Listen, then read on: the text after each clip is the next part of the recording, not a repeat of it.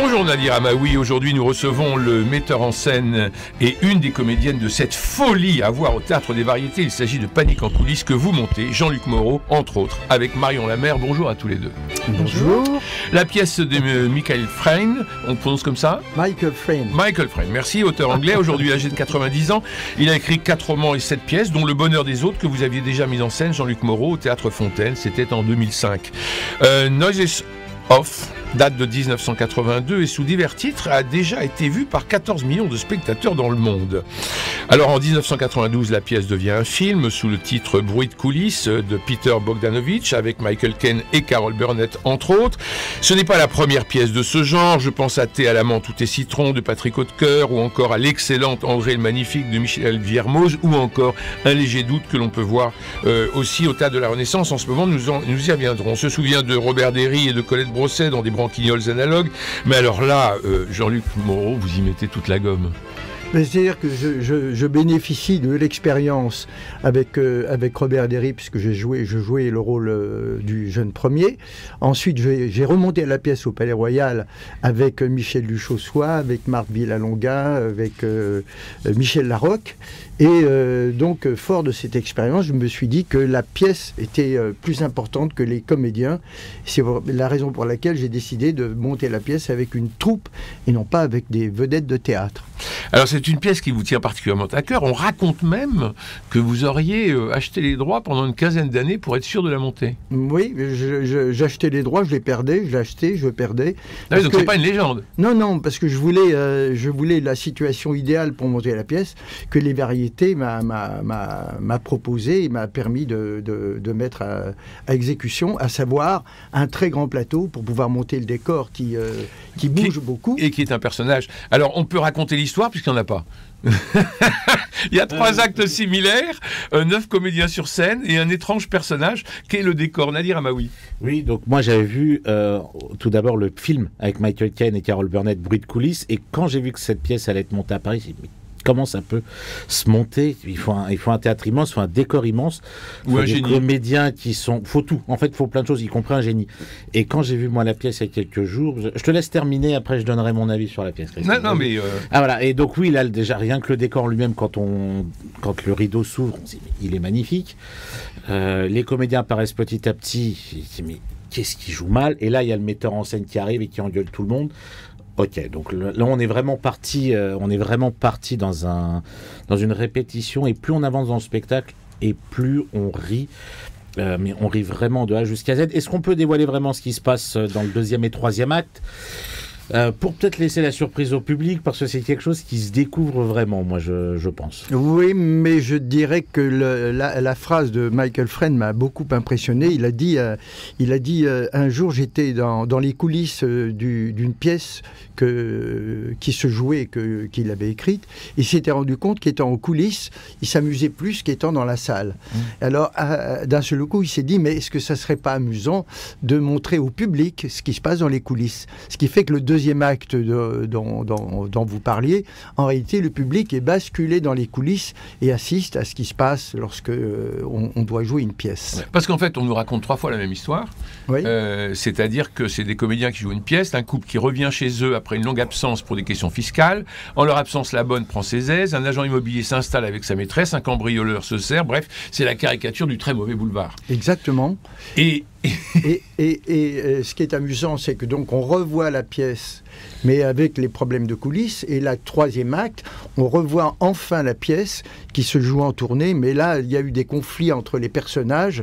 Ils règlent leur compte sur scène et donc la pièce explose. Et alors là, ça va crescendo et un 3e acte totalement délirant. On sent que vous vous lâchez, vous vous amusez. Et plus vous en faites, plus le public rit, les égos prennent le dessus. C'est le moment où le plus épatant de l'histoire, Marion Lamer, pour vous? Oui, parce que c'est-à-dire que toute la pièce, ça monte. On sent que la catastrophe grandit au fur et à mesure que les actes avancent. Et c'est vrai que le 3e acte, c'est la débandade totale, quoi. C'est la dérive. Et pour vous, comédien, c'est la récré, parce que le 2e acte est extrêmement chorégraphique, extrêmement virtuose, et on vous sent très très concentrés là tous. Bah oui, parce que le deuxième acte, c'est-à-dire qu'on voit la pièce donc depuis les coulisses, le décor a tourné et on voit ce que le public ne voit jamais, quoi. C'est-à-dire qu'on lève un mystère sur comment est fait même le dos d'un décor, ce qu'on voit jamais au théâtre. Et puis c'est très accessorisé parce qu'il y a une question de bouquet de fleurs, il y a une question de mots, il y a une hache même qui est très dangereuse. Enfin, il y a du danger permanent dans ce deuxième acte. Il y a du rhum, du hache. Mais quand vous parlez de récréation au deuxième acte, moi au troisième, je dirais.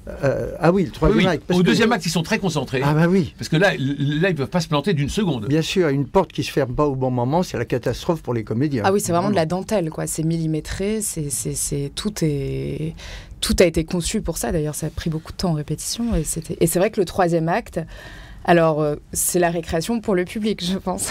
Mais pour vous aussi, on vous sent... Oui, non, on s'amuse beaucoup au troisième acte. Oui, plus vous vous amusez au troisième acte, plus la salle rit, mais avec un rire très bon enfant, très drôle. Oui et non pour les acteurs, parce qu'en réalité, l'efficacité du troisième acte continue à être un respect incroyable des temps, des mouvements de scène.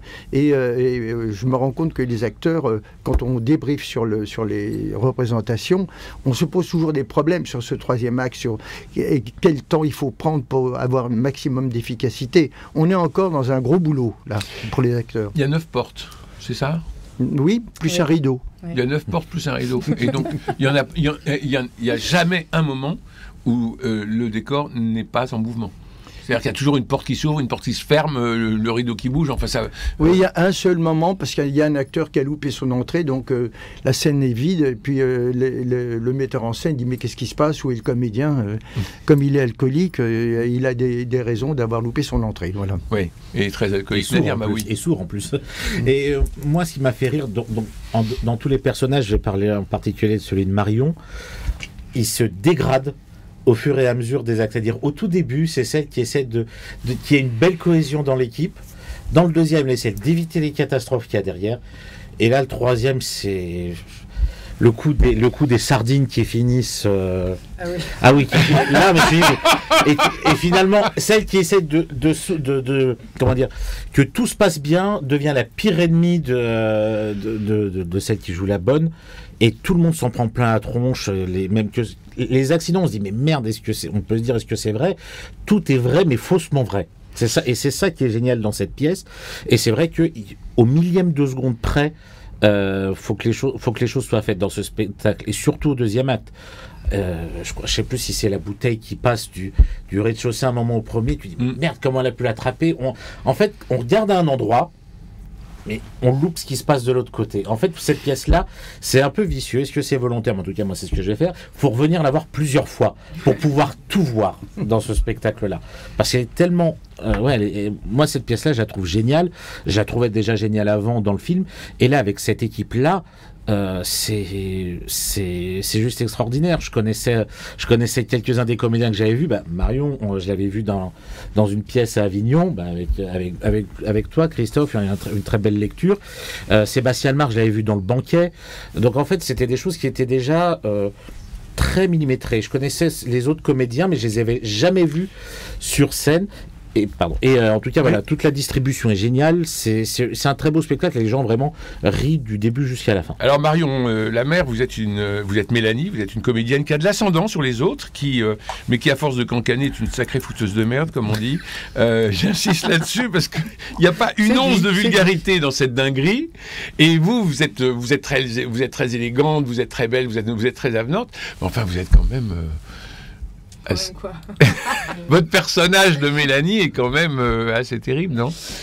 Oui, en fait, c'est ce que j'aime beaucoup aussi dans ce spectacle, c'est que ça parle de théâtre, c'est la vie d'une troupe, donc de tous ces comédiens qui vivent ensemble, et c'est un peu ce qu'on vit dans toutes les aventures théâtrales. Il y a ce qui se passe derrière, les rapports entre les comédiens, et elle, c'est vrai qu'elle essaye à la fois de sauver avec une ferveur inouïe ce spectacle, et puis en même temps elle glisse ses avis, ses ragots, sa façon de voir les choses, et elle essaye de tenir tout le monde, quoi.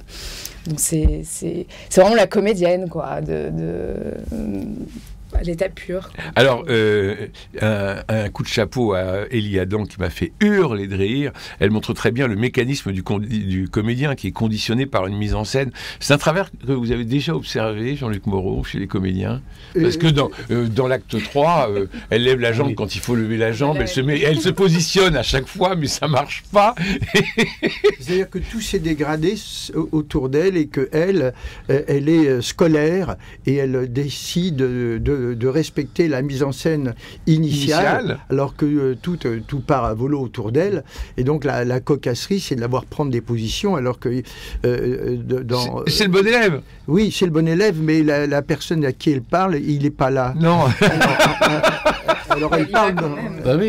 Oui, elle parle dans le vide, mais elle dit son texte. Elle dit son texte. Donc elle fait ce qu'on lui a demandé. Oui. C'est coach, qu'est-ce que je fais? Oui. Donc tu te mets là et tu dis ça. Oui. Donc elle se met là et elle dit ça. Sauf qu'en face, il n'y a plus personne. Alors ce qui est très drôle, c'est que, évidemment, quand à la suite des représentations, on débriefe. Et alors à chaque fois, la comédienne en question me dit, mais moi, qu'est-ce que j'ai comme note? Ben, dis rien. Puisque toi, tu as été scolaire, tu as respecté ce qu'il fallait. Oui. Alors les autres, on peut dire des choses. Là, il faut que tu prennes un temps plus grand. Là, il faut que tu fais attention à ça. Elle, on peut rien lui dire. C'est pas qu'elle est parfaite, hein, mais c'est simplement que son rôle est comme ça. Et elle le fait très très bien et ça fait une distance dans la pièce qui est vraiment drôle. C'est très burlesque et en plus elle est très pince sans rire. C'est-à-dire que elle fait le job sans se marrer. Ah bah oui, elle est sérieuse. Ah oui, elle le fait avec religion presque. Ah oui. C'est très drôle. Nadir ? Oui, j'ai une question, mais quand moi je vois toute la salle rire, même moi, je pleurais de rire à la fin du spectacle, je me demande comment, sur un truc comme ça, vous n'avez pas envie de rire sur le moindre petit truc sur scène ou dans les coulisses quand vous y êtes, Jean-Luc. Si, parfois on a envie de rire, on a des envies de rire, mais c'est-à-dire que ça demande tellement de précision, de rigueur que... En répétition, on arrive un peu, mais c'est vrai qu'on ne peut pas parce que sinon ça décale. C'est le texte qui est comme ça ou c'est vous qui avez rajouté de la folie? Je pense notamment à tous ces accessoires de deuxième acte, je pense à cette espèce de chorégraphie. Complètement. Non, mais le coup de génie de Michael Frayn, c'est que dans le deuxième acte, notamment, il y a comme au cinéma, on aurait une page de gauche avec les intentions qu'il faut respecter pour que la pièce fonctionne. Et dans le deuxième acte, il nous dit très précisément lorsque toutes les didascalies sont là. Elles sont là. Ouais. Alors, on peut les respecter, on peut les aménager, mais là, quand même, il a fait un grand chemin, là, Michael Frayn. Et c'est là où, pour lui, la pièce est devenue importante. C'est cette balance qu'il y a entre ce que les acteurs font, ce que voit le public, et ce qui se passe dans les coulisses, lorsque, normalement, le public n'est pas là. 14 millions de spectateurs dans le monde, c'est considérable. Qu'est-ce que ces spectateurs viennent chercher? Est-ce que c'est un côté... on veut voir ce qu'on n'a pas le droit de voir, c'est-à-dire l'envers du décor. Sûrement. On veut voir aussi qui sont les comédiens. Et puis, vous, mais très personnellement, vous donnez un acte de foi aux comédiens, à l'amour que vous avez pour le comédien. C'est la toute dernière phrase, d'ailleurs, de la pièce. Oui, j'ai une passion pour l'acteur et j'ai une passion sur la réflexion même de notre métier. Et dans cette pièce, il y a au fond, là vous avez raison, au-delà de la pièce, au-delà de la comédie, il y a quand même une lecture et une proposition qu'on fait au public de comprendre un peu ce qu'est le métier de comédien, et avec ses vicissitudes, ses joies, c'est certain, mais aussi ses travers. Et donc c'est ce microscope qu'on met sur le monde du spectacle, je pense que ça séduit aussi le public. Alors pour aller dans la réflexion, écoutons le rythme de cette pièce qui est formidable, et c'est la musique de scène de Sylvain Maignac.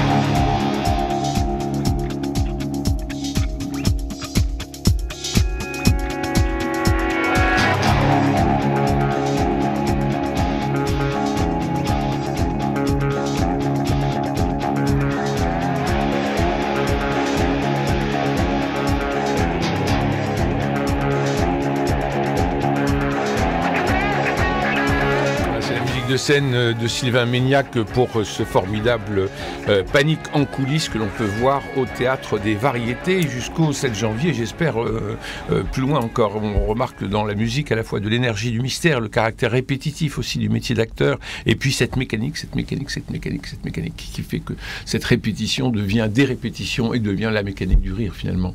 Jean-Luc Moreau. Mais ce que vous dites, et c'est parfait, je dirais exactement comme Monsieur Maury, c'est la mécanique du rire. C'est la mécanique du rire, et c'est vraiment de l'orfèvrerie. Enfin, dans cette pièce, Marion Lamer, vous êtes tous des virtuoses. Hein. Enfin, surtout toi. On essaye de l'être. Non, mais en fait, ce qu'il y a, c'est que oui, ça demande une rigueur. Parce que eux, sur scène, le public rit beaucoup, mais je veux dire, nous, sur scène, on vit une tragédie absolue, quoi. Pour nous, c'est le pire cauchemar du comédien qui se réalise sur scène. Et donc, nous, on le joue, mais bon, on le vit aussi malgré tout, parce que même pour nous, en tant que comédiens, ce spectacle est une montagne à gravir tous les soirs, parce que ça demande une précision... Enfin, c'est diabolique, quoi. Donc, et puis on est tous très liés les uns aux autres. Donc il y en a un qui se plante ou il y en a un qui... Donc on est tous vraiment une équipe, quoi, une troupe. Et nous, on vit une tragédie absolue sur scène. C'est-à-dire que tous les cauchemars du comédien se réalisent en public. Et les gens rient de ça, de cette dérive-là. Ça dérive totalement, quoi. 9 comédiens sans tête d'affiche, c'est une équipe. C'est-à-dire qu'il n'y a pas vraiment de... C'est une troupe, c'est une équipe. Jean-Luc Moreau a été un manager pour vous avant d'être un metteur en scène. Il a fait de vous une famille. Manager, non. Où ça se fait petit à petit. C'est-à-dire que il a été vraiment notre metteur en scène, mais c'est-à-dire que plus que ça, c'est-à-dire que là, il faut un vrai capitaine de bateau pour mener ce bâtiment énorme, quoi, ce monument. Et moi, je dois dire que j'ai été très admirative de la patience de Jean-Luc et Anne. Il a travaillé aussi avec Anne Poirier-Buisson. Oui. Et ils ont travaillé en duo et ils ont mené avec une patience et une écoute que j'ai trouvé, que vraiment j'ai beaucoup admiré, parce qu'il y a de quoi devenir fou avec cette pièce.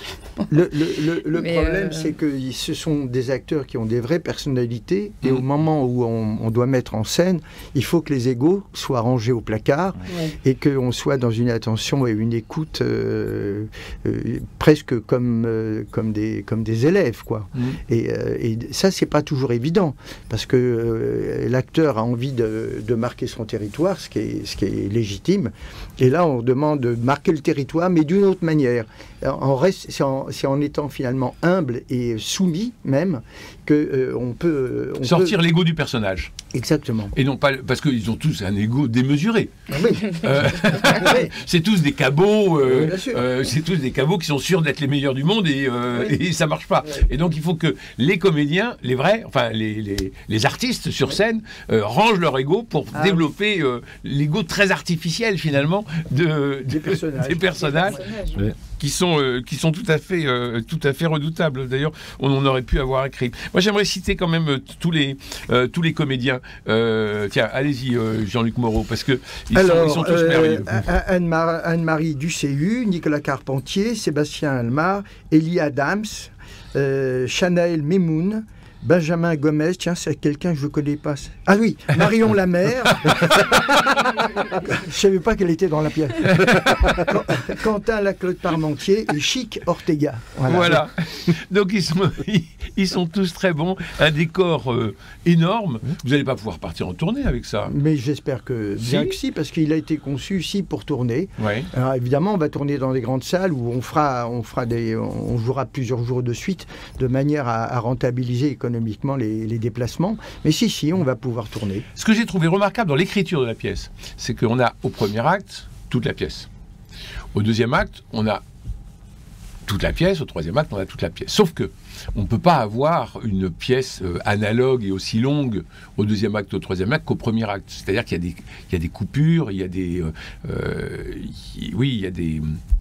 qui ont été faites et on ne s'en rend pas compte. C'est-à-dire qu'on a l'impression, nous, spectateurs, de connaître la pièce par cœur, puisqu'on l'a vue au premier acte.